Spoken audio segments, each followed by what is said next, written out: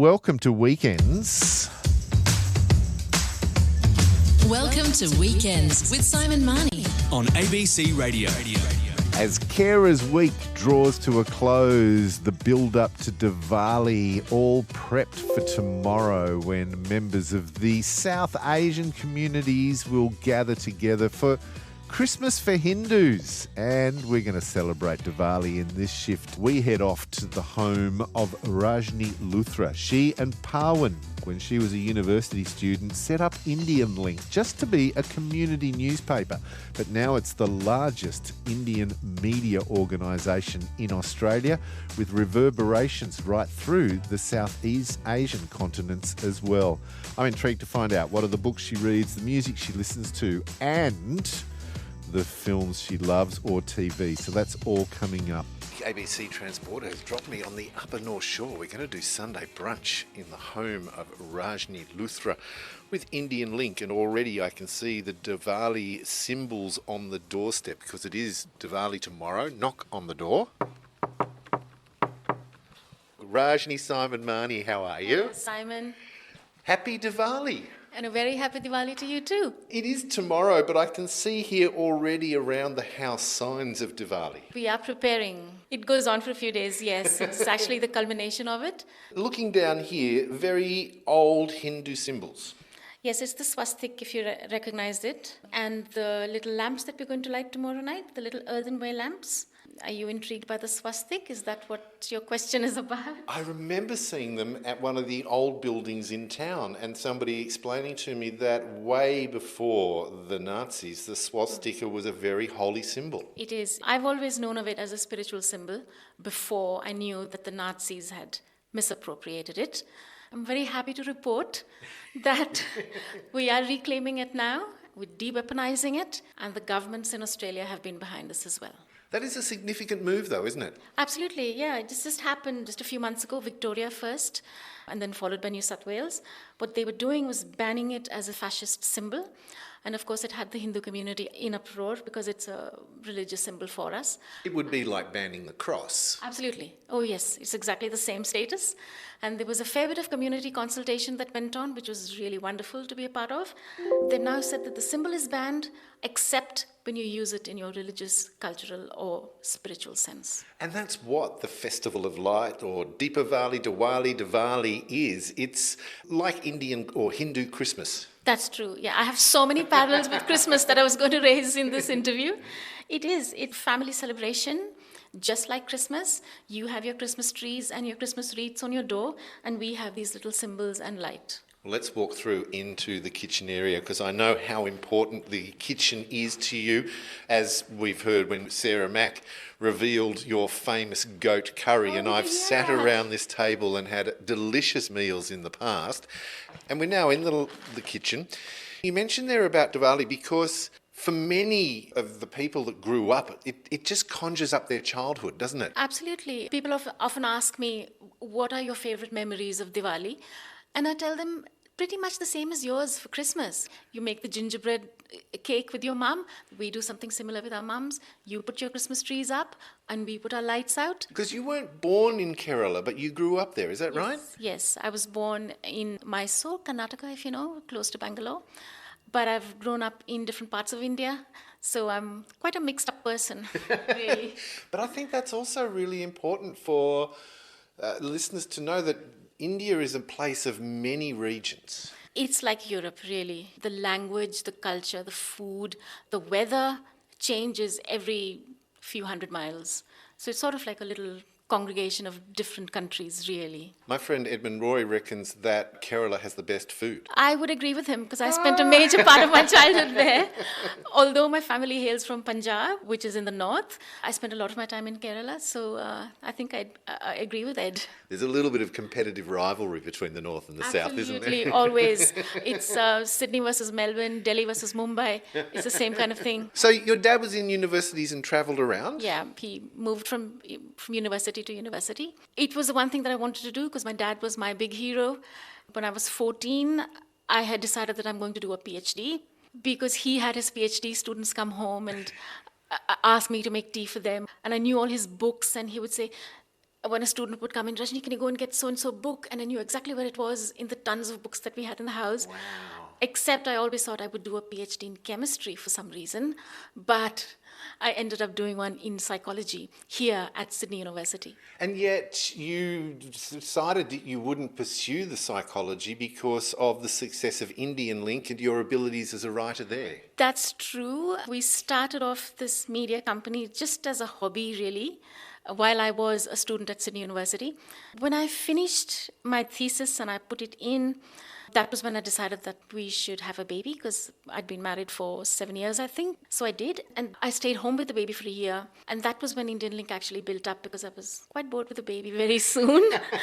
And it just helped me to keep myself active and occupied. And that was when we saw that this little hobby that we had started a few years ago could have potential to grow.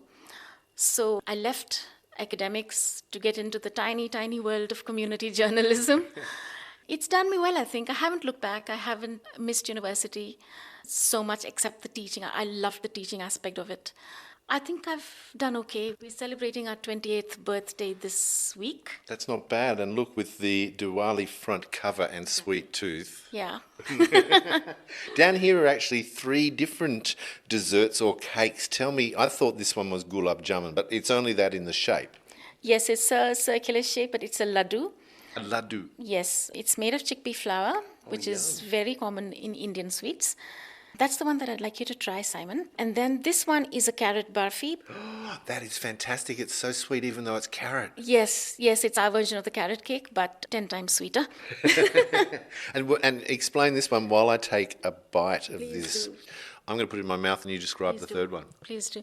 Third one is called a milk cake, but it's not a cake because it's not baked. It's just milk that has been evaporated and boiled down till it hardens and thickens.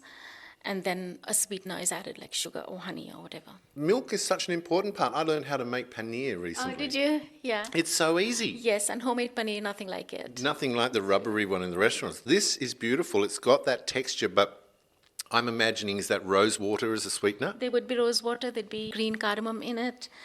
I think these are pretty basic ingredients that you'd use to make an Indian sweet. The one that you've just eaten is actually tiny little balls, and then the balls are put together into one massive. It is absolutely beautiful. I'm loving Diwali already. Let's put on a piece of music and I'll tell you what we're going to do over the next 20 minutes. What's the first track you'd like to play for us? I've gone back to my tradition. It's a nod to my culture.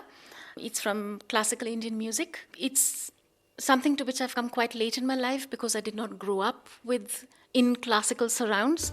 I've begun, though, now to get a tiny understanding of it and a much deeper appreciation. It's been raining this week, Simon. Yes. So I've picked a number that you should listen to and tell me if you can recognize raindrops.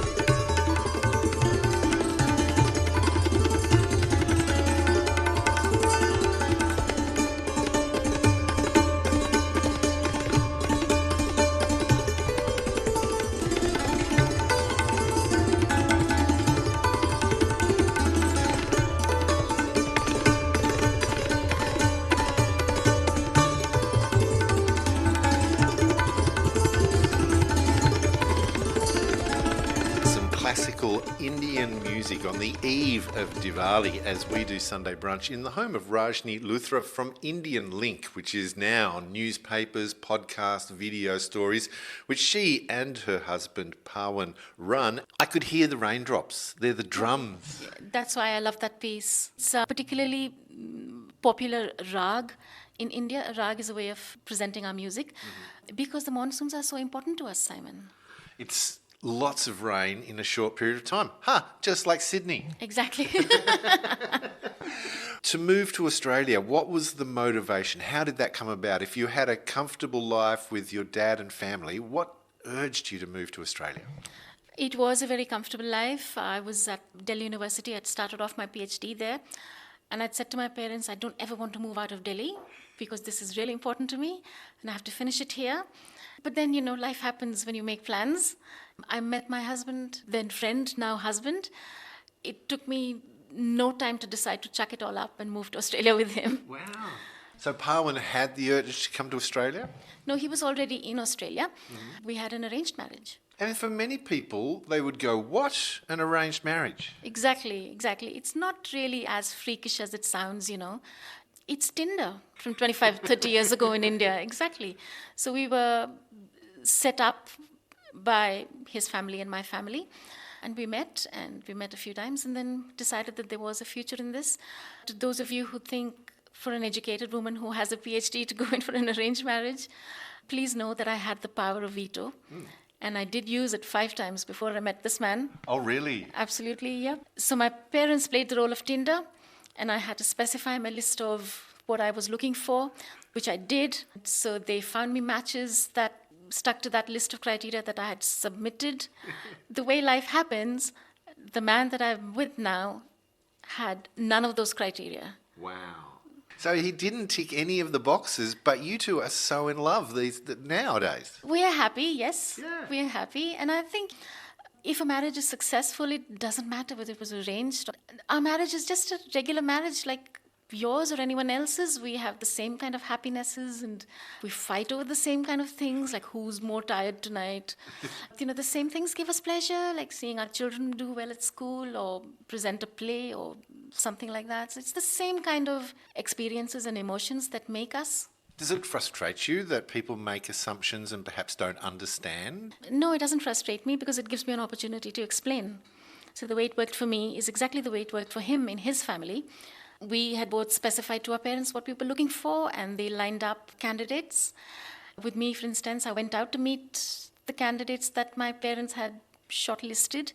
And I came back home and reported immediately that, no, I don't want to see this person again. Wow. And the good thing was, it was up to my parents to say no to his family. I didn't have to. So you were even saved all that messy breakup stuff. Yes, that's the fun of it.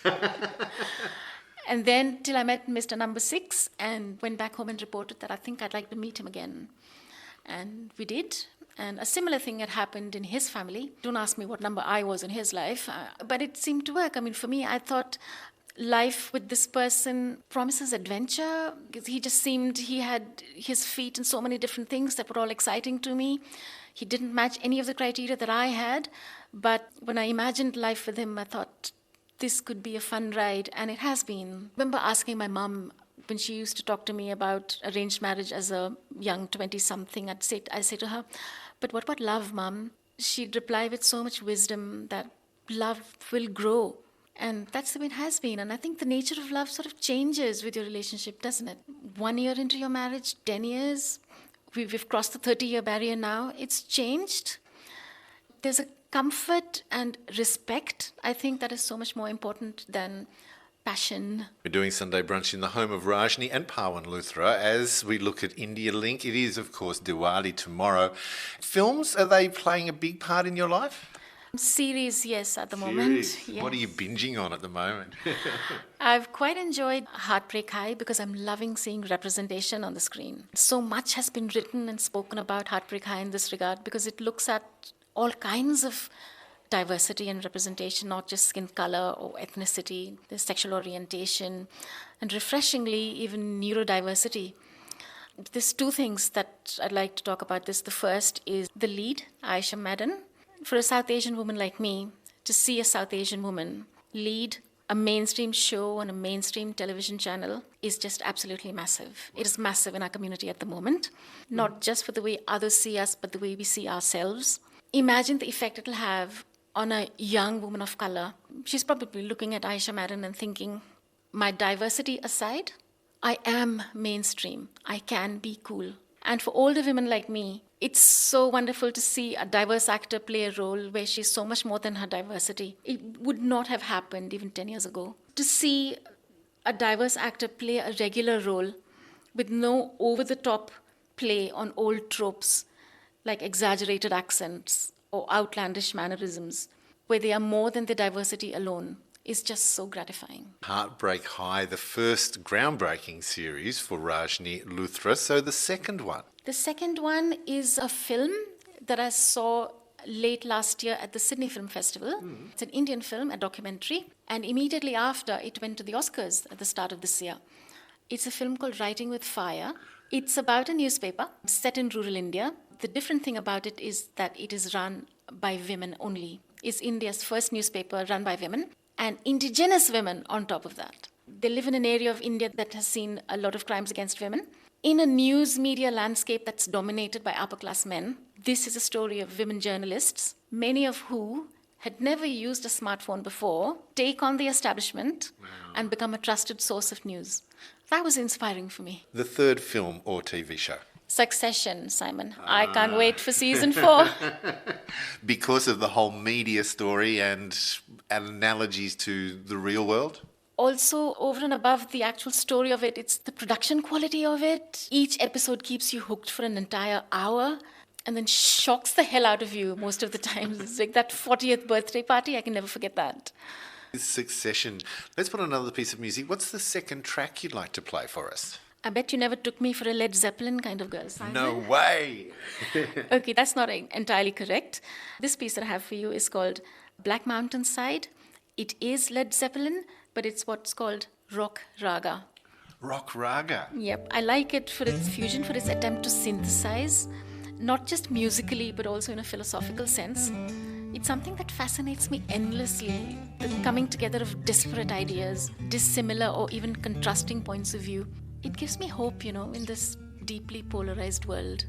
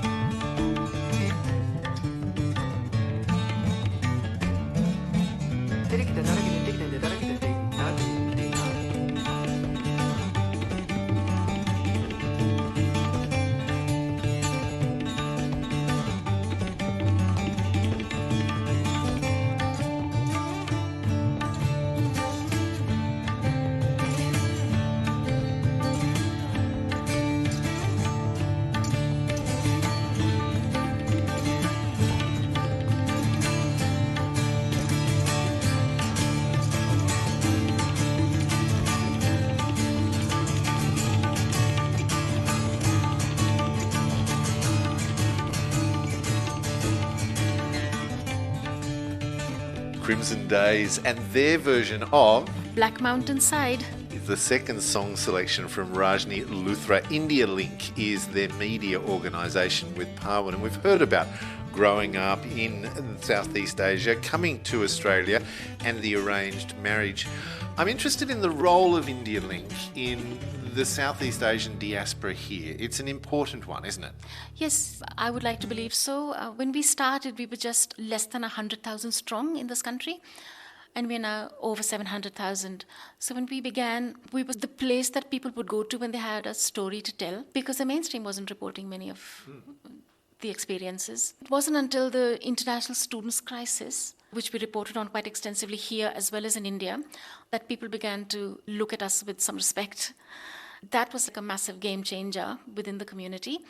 It got the community attention in the sense, I think the mainstream began to think of us as a community that's going to grow and contribute significantly, and they cannot be taken for granted, just like all the other diverse communities. I think it was time for them to begin to look at diverse communities in terms of the contributions that they were making or had the potential to make. So I'm glad that we had a little role to play there. And I'm encouraged when we spoke last weekend to Blacktown City Council and the Diwali lights competition the council has and what's happening in Parramatta over this weekend and tomorrow.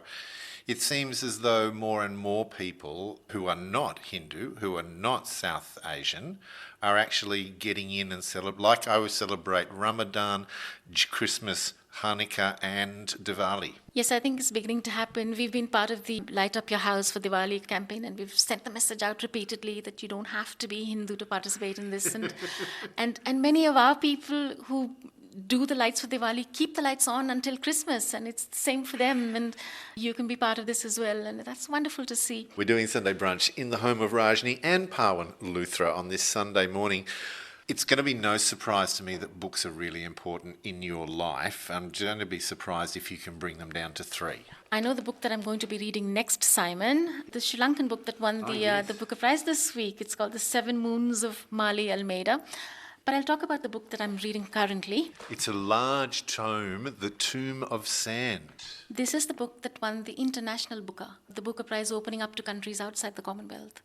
So to have 2 books win the Booker Prize from my part of the world is such a matter of pride. I love it for many reasons. First and foremost, that it is just exquisitely written. Secondly, it's a topic that's close to my heart. It's about the partition of India. My family are survivors, as is my husband's family.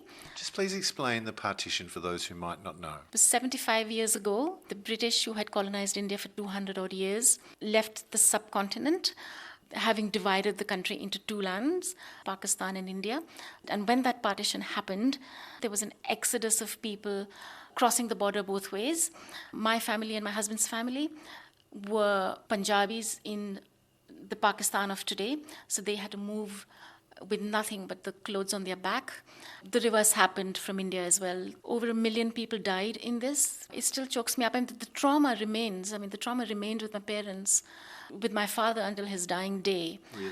But this book I love because it's a refreshingly different take on the partition. It's about an 80-year-old woman who lives in India who decides at the end of her life that she wants to go back to Pakistan to see the city where she grew up because she still loves it. Wow. And she did, despite objections. And when she went there, she found that as a people, we are really one. And I love that coming together. I know that from my own experiences with elders in my family. They spoke constantly about the trauma that they had to face and how they had to build their life back up. But they also spoke about happy times in Pakistan before the troubles began and how much they loved Lahore or Rawalpindi, the cities that they came from. I'm sure this book will resonate with elders of that region, and as well as younger people still coming to terms with that trauma. It's wonderful to see us moving on from those difficult times.